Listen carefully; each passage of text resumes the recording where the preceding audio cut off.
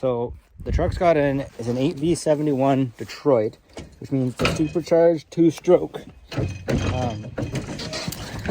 V8 diesel, which is quite unique. Let's see.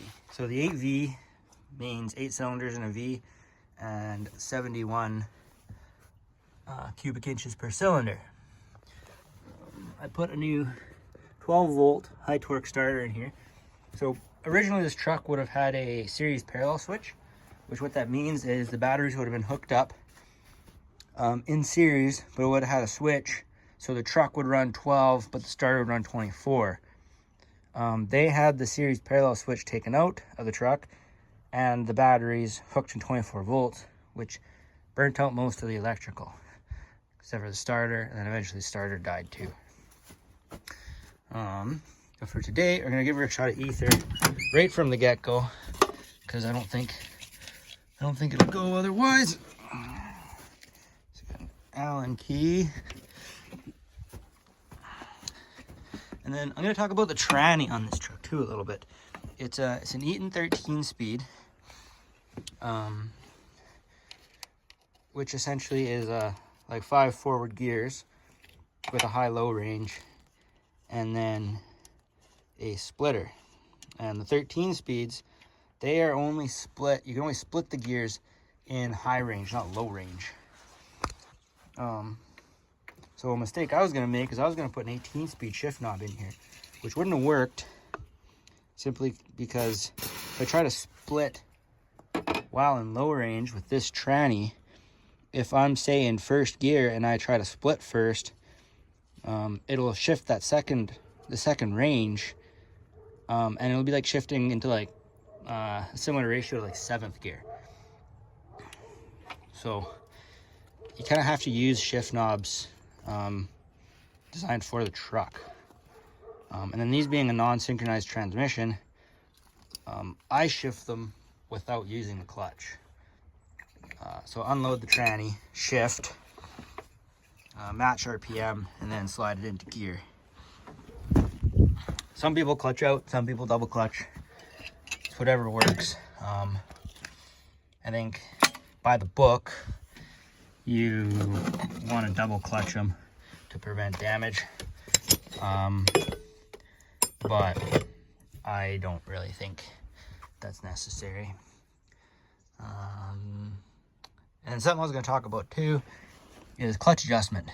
So there's something called clutch free play, which this truck almost has no free play, which that can be adjusted inside the housing itself. Then the other adjustment for the clutches on these trucks would be the clutch brake. Just when the clutch brake doesn't work, and I can't adjust it because they weld the linkage. So to adjust the clutch brake on these, it's usually the last inch of travel, and you can once again open up the housing and measure brake squeeze, and then you'd adjust. It'd be this rod here would have, this isn't supposed to be welded, it's supposed to be an adjustment, but actually I might be able to adjust this. So this would be the probably the clutch brake adjustment, if that's original. This looks all messed with. Maybe I will be able to adjust it on this. We'll see. Anyway, I'll set you guys up and we'll go for a cold start here.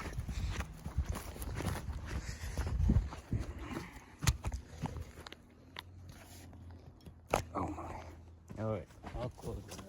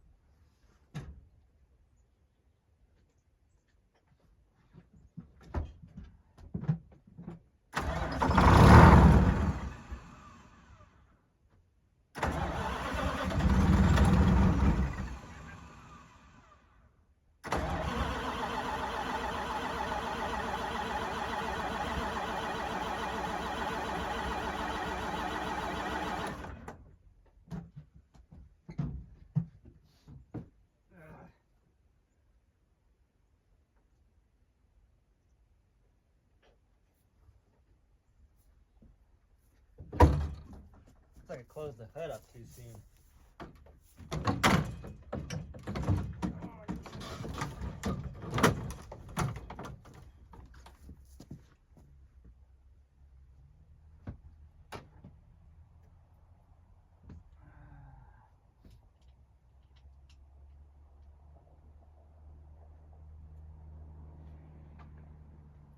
I don't know the exact temp, but I think it is a little below 0. It's 32 Fahrenheit for the Americans.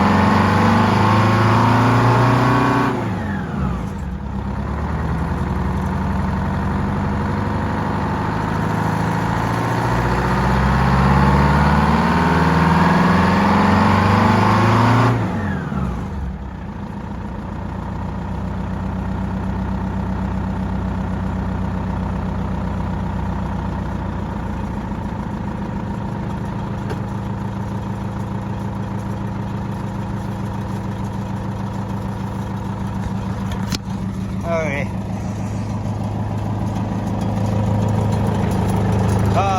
So I'll show you guys. I know you can hear it like kind of revving up and down and whatnot. I don't know how I'm gonna set this. We can tripod up in here. But it's got an air throttle on it. You can see when I flip the air throttle, it'll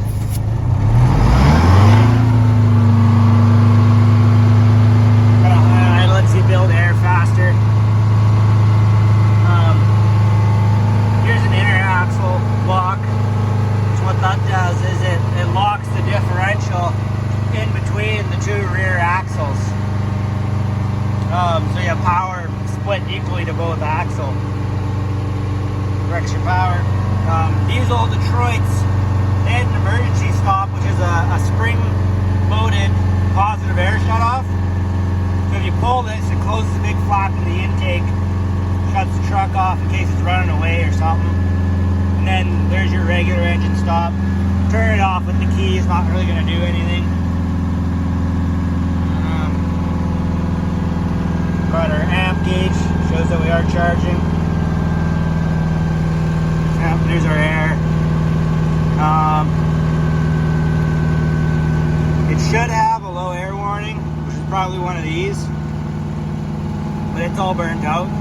The low air should come on, I think it's around 60 psi, or between 60 and 90. Or the above 90 is when should be a tractor protection valve. Ooh, I'm not actually sure on that. Let's come back to you on that one. Here's your engine brake. low. That's pretty fun on this thing. Not too much that's all that interesting on the old girl. Anyway, here's her. So originally this would have had some sort of splitter on top, or a knob with a splitter, which it's all gone. This is probably the supply line. Or actually, this would be the line that exhausts the splitter.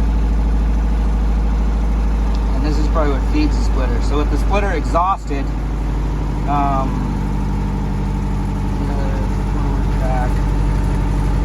it should be in low range, I believe. And then this is our range knob. So up would be high, down low, and this has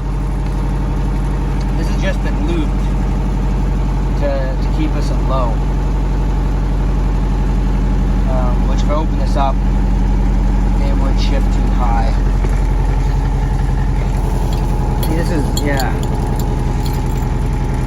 I don't know what the heck this was. Never seen anything quite like that before. So, truck's, wouldn't say warmed up, but we're getting there. Show you guys how we shift this thing. Which you should be able to see. There's our clutch. Down at the bottom should be our clutch brake, which I don't know if it works on this truck or not. Yeah, not well. So the clutch brake, it helps you shift first and reverse, because it slows the speed of the input shaft down, so everything kind of comes to a stop. And if you can't get it in first, just be first here, reverse up there. If you can't seem to get it in, you might have to just let off the clutch a little bit and then back, and then you'll get down to first. So we'll release our brakes, which is spring apply air release brakes in this old girl, which most trucks are these days. And then they say always let the clutch out at an idle. You don't want to bust your input shaft. And this would be lower first, depending on how you look at it.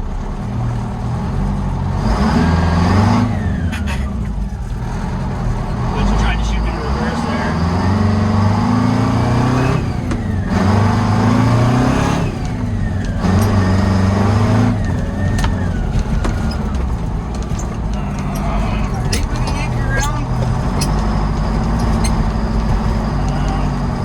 I'm in fourth gear right now.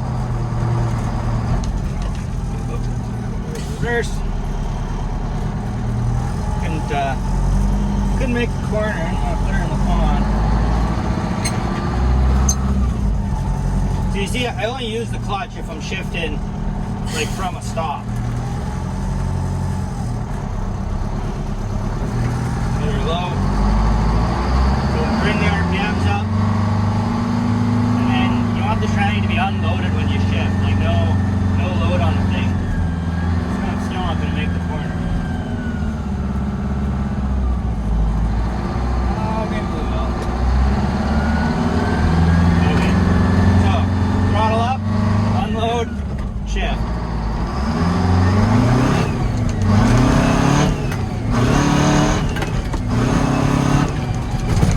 If I had a splitter, I'd grab the splitter now into the next range, but I don't, so that's all the gears we have until I replace the shift knob.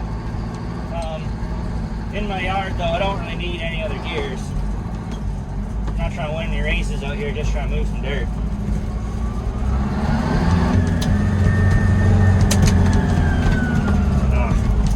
No jakes for you guys, unfortunately.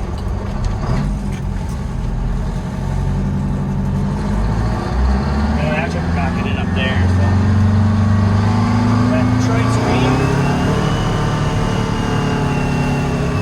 So that's 2,000 RPM. Kind of a wild engine. Let's see.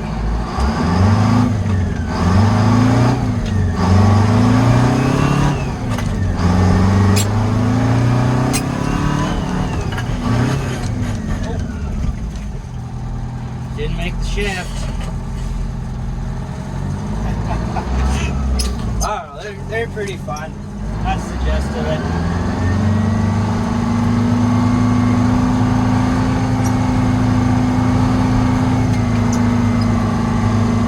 So like I was saying, if I had a range shift, like if this worked, when I was in my top gear there in my low range, I would pull this up, or on the modern knob there's a little paddle. I'd paddle up,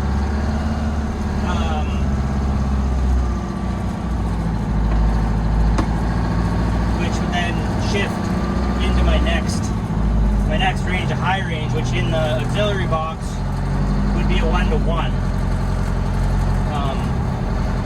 And then, so I'd shift, sort of pre-select, still in fifth, and then when I shift from fifth, I would shift up to first or second, depending on how you look at it, right? Because low is over and down, first over and up. So pre-select, fifth gear, and now what used to be my second gear is actually my sixth gear. And then with this one having a splitter in the high range, I'd go 6, flip the splitter 6.5, and then when I go to shift to 7th, flip the splitter back as I'm making my shift into 7th, and then I could flip the splitter, go 7.5. And for the splitter, you can brake torque with the clutch. I just let off the throttle a little bit. We're stuck. Need more speed. Oh, there's the gate.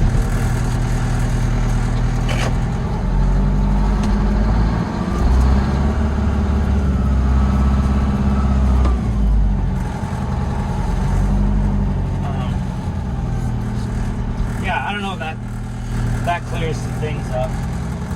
In the last video when I was driving this thing, it was stuck in high range, which is why I only made a couple shifts and then ran in a yard.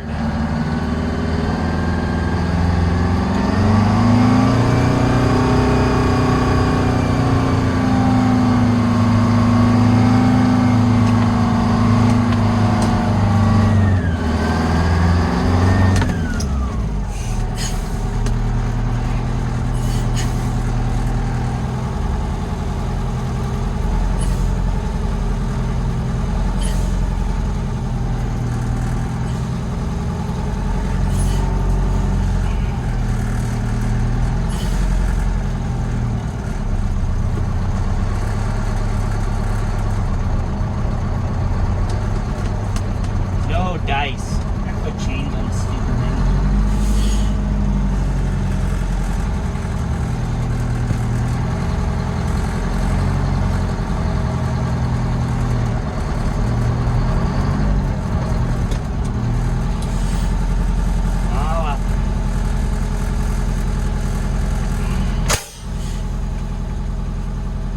Anyway, hope you guys enjoyed the video. Let me know what you think.